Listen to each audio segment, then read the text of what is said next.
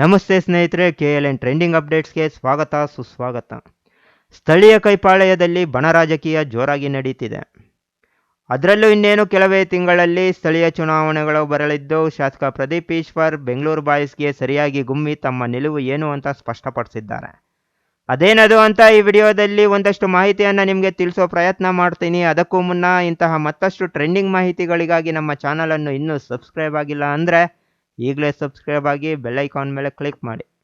ಸ್ನೇಹಿತರೆ, ಚಿಕ್ಕಬಳ್ಳಾಪುರ ಕಾಂಗ್ರೆಸ್ ಪಾಳ್ಯದಲ್ಲಿ ಇದೀಗ ಶಾಸಕ ಪ್ರದೀಪ್ ಈಶ್ವರ್ ವರ್ಸಸ್ ಬೆಂಗಳೂರು ಬಾಯ್ಸ್ ಎಂಬಂತಾಗಿದೆ. ಜೂನ್ 1ರಂದು ಖಾಸಗಿ ಹೋಟೆಲ್ ಒಂದರಲ್ಲಿ ನಡೆದ ಪಕ್ಷದ ಮುಖಂಡರು ಕಾರ್ಯಕರ್ತರ ಸಭೆ ಈಗ ಸ್ಥಳೀಯ ರಾಜಕೀಯ ವಲಯದಲ್ಲಿ ಹಾಟ್ ಟಾಪಿಕ್ ಆಗಿ ಪರಿಣಮಿಸಿದೆ. ಈಗಾಗಲೇ ಚಿಕ್ಕಬಳ್ಳಾಪುರ ವಿಧಾನಸಭಾ ಕ್ಷೇತ್ರದ ಕಾಂಗ್ರೆಸ್ನ ಕೆಲವು ನಾಯಕರು ಶಾಸಕ ಪ್ರದೀಪ್ ಈಶ್ವರ್ ವಿರುದ್ಧ ಆಕ್ರೋಶ ವ್ಯಕ್ತಪಡಿಸಿದ್ರು. ಇದೀಗ ರೆಬಲ್ಸ್ ವಿರುದ್ಧ ಡೇರ್ ಆಗಿ ತುಟಿ ಬಿಚ್ಚಿರೋ ಅವರು ಬೆಂಗಳೂರು ಬಾಯ್ಸ್ ವಿರುದ್ಧ ಆಕ್ರೋಶ ವ್ಯಕ್ತಪಡಿಸಿದ್ದಾರೆ.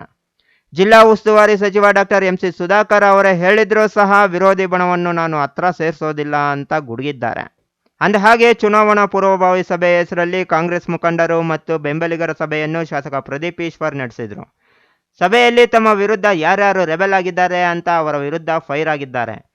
ನಿಮ್ಗಳ ಮನೆಗಳಲ್ಲಿ ಸತ್ರೆ ಕನಿಷ್ಠ 50 ಜನನೂ ಬರೋಲ್ಲ, ಅದು ಹೇಗೆ 5,000 ಮತಗಳನ್ನು ಹಾಕಿಸ್ತೀರಾ, ವಾಸ್ತವ ಏನು ಅಂತ ತಿಳ್ಕೊಂಡು ಮಾತಾಡಿ ಅಂತ ಕೌಂಟರ್ ಕೊಟ್ಟಿದ್ದಾರೆ. ಇತ್ತೀಚೆಗೆ ನಡೆದ TAPCMS ಚುನಾವಣೆಯಲ್ಲಿ 1 ಕೋಟಿ ಕೇಳಿದ್ರು, ಆದರೆ ಅವರು ಏನೂ ಮಾಡಲಿಲ್ಲ, ಸುಮ್ಮನೆ ದಾರಿ ತಪ್ಪಿಸೋ ಕೆಲಸ ಮಾಡಿದ್ರು. ನನ್ನ ಭಯ ಹುಟ್ಟಿಸೋದಕ್ಕೆ ಯಾರ ಕೈಲೂ ಸಾಧ್ಯ ಇಲ್ಲ. ನಾನು ಇದುವರೆಗೂ ನಡೆದ 3 ಚುನಾವಣೆಗಳನ್ನು ಮಾಡಿಲ್ಲ. ಮುಂದೆ ಬರೋ ನಗರಸಭೆ, ಜಿಲ್ಲಾ ಪಂಚಾಯಿತಿ ಮತ್ತು ತಾಲೂಕ್ ಪಂಚಾಯಿತಿ ಚುನಾವಣೆಗಳನ್ನ ನಾನೇ ನಡೆಸ್ತೀನಿ ಅಂತ ಅಬ್ಬರಿಸಿದ್ದಾರೆ. ಇನ್ನು ಕಾಂಗ್ರೆಸ್ನ ಹಿರಿಯ ಮುಖಂಡ ನಂದಿ ಆಂಜನಪ್ಪ ಶಾಸಕ ಪ್ರದೀಪ್ ಈಶ್ವರ್ ವಿರುದ್ಧ ಆಕ್ರೋಶ ವ್ಯಕ್ತಪಡಿಸುವ ಮೂಲಕ ಸ್ಥಳೀಯ ರಾಜಕೀಯ ವಲಯದಲ್ಲಿ ಸಂಚಲನ ಮೂಡಿಸಿದ್ರು. ನಂದಿ ಲೀಡರ್, ನಂದಿಯಲ್ಲಿ ಮಾತ್ರ ರಾಜಕೀಯ ಮಾಡಬೇಕು, ಚಿಕ್ಕಬಳ್ಳಾಪುರದಲ್ಲಿ ಮಾಡೋದಕ್ಕೆ ನಾನು ಬಿಡೋದಿಲ್ಲ. ಈ ಹಿಂದಿನ ಶಾಸಕರು ನಿಮ್ಮನ್ನ ಕಂಡ್ರೆ ಭಯ ಪಡ್ತಿದ್ರೇನೋ, ಆದರೆ ನಾನು ಅವನಲ್ಲ ಅಂತ ನೇರವಾಗಿ ವಾರ್ನ್ ಮಾಡಿದ್ದಾರೆ. ಮುಖಂಡರನ್ನು ನಂಬಿಕೆಟ್ಟಿದ್ದು ಸಾಕು, ಇದೀಗ ನಾನೇ ಚುನಾವಣೆ ಮಾಡ್ತೀನಿ, ನನ್ನ ಮೇಲೆ ನಂಬಿಕೆ ಇಡಿ ಅಂತ ಹೇಳಿದ್ದಾರೆ. ಇನ್ನು ಮುಂಬರುವ ನಗರಸಭೆ ಚುನಾವಣೆ ಬಗ್ಗೆ ಮಾತನಾಡಿರೋ ಅವರು, ಎಷ್ಟೇ ಪ್ರಭಾವಿ ಆದರೂ ಸರಿ ನಾನು ಮಣಿಯೋದಿಲ್ಲ, ಅವರಿಗೆ B ಫಾರಂ ಅಂತೂ ಕೊಡೋದಿಲ್ಲ.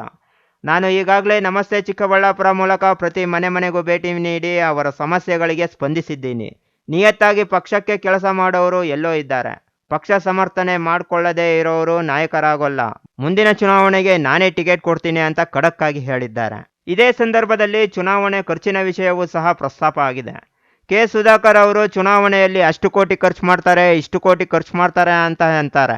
ನನ್ನ ಹತ್ರನೂ ಸಹ ಹಣ ಇದೆ, ನಾನು ಸುಧಾಕರ್ ಅವ್ರಿಗಿಂತ ಹೆಚ್ಚಾಗಿ ಟ್ಯಾಕ್ಸ್ ಪೇ ಮಾಡ್ತೀನಿ ಅಂತ ಸಂಸದ ಸುಧಾಕರ್ ಅವರಿಗೂ ಪರೋಕ್ಷವಾಗಿ ಸವಾಲ್ ಹಾಕಿದ್ದಾರೆ.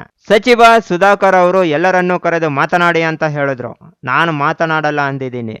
ವಿಧಾನಸಭಾ ಚುನಾವಣೆ ಸಮಯದಲ್ಲಿ ಕೊತ್ತೂರು ಮಂಜುನಾಥ್ ಸೇರಿದಂತೆ ಹಲವಾರು ಜನ B ಫಾರಂ ಬೇಡ ಅಂದ್ರು. ನಾನು B ಫಾರಂ ತಂದು ಚುನಾವಣೆಯಲ್ಲಿ ಗೆದ್ದು ತೋರಿಸಿದೆ. ಲೋಕಸಭಾ ಚುನಾವಣೆಯಲ್ಲಿ ವೀರಪ್ಪ ಮೊಯ್ಲಿ ಅವರಿಗೆ ಟಿಕೆಟ್ ನೀಡಿದರೆ ಗೆಲ್ತಿದ್ರು. ರಕ್ಷಾ ಅವರನ್ನ ಬೆಂಗಳೂರು ಬಾಯ್ಸ್ ದಿಕ್ಕು ತಪ್ಪಿಸಿದ್ರಿಂದ ನಂಬಿಕೆಟ್ರು. ಮುಂದಿನ ನಗರಸಭೆ ಚುನಾವಣೆಯಲ್ಲಿ 28 ವಾರ್ಡ್ಗಳಲ್ಲಿ ಗೆಲ್ಲೋ ಶಕ್ತಿ ನನಗಿದೆ. ನಗರದ ಎಲ್ಲ ಮುಖಂಡರನ್ನು ವಿಶ್ವಾಸಕ್ಕೆ ಪಡೆದು ಕೆಲಸ ಮಾಡ್ತೀನಿ. ನನ್ನ ಸಮುದಾಯ ನನಗೆ 100ಕ್ಕೆ 100ರಷ್ಟು ಮತ ಹಾಕಿದ್ರೋ ಇಲ್ವೋ ಗೊತ್ತಿಲ್ಲ, ಆದರೆ ಮುಸ್ಲಿಮರಂತೂ 100ಕ್ಕೆ 100ರಷ್ಟು ಕಾಂಗ್ರೆಸ್ಗೆ ಮತ ನೀಡಿದ್ದಾರೆ. ನಗರಸಭೆ ಚುನಾವಣೆಯಲ್ಲಿ ಮುಸ್ಲಿಮರಿಗೆ ಅತಿ ಹೆಚ್ಚು ಸ್ಥಾನಗಳನ್ನು ನೀಡ್ತೀನಿ ಅಂತ ತಮ್ಮ ನಿಲುವನ್ನು ಶಾಸಕ ಪ್ರದೀಪ್ ಈಶ್ವರ್ ಸ್ಪಷ್ಟಪಡಿಸಿದ್ದಾರೆ. ಈ ಒಂದು ನಿಲುವಿನಿಂದ ರೆಬಲ್ಸ್ ನಾಯಕರು ನಿಂತ ನೀರಾಗಿ ಹೋಗಿದ್ದಾರೆ.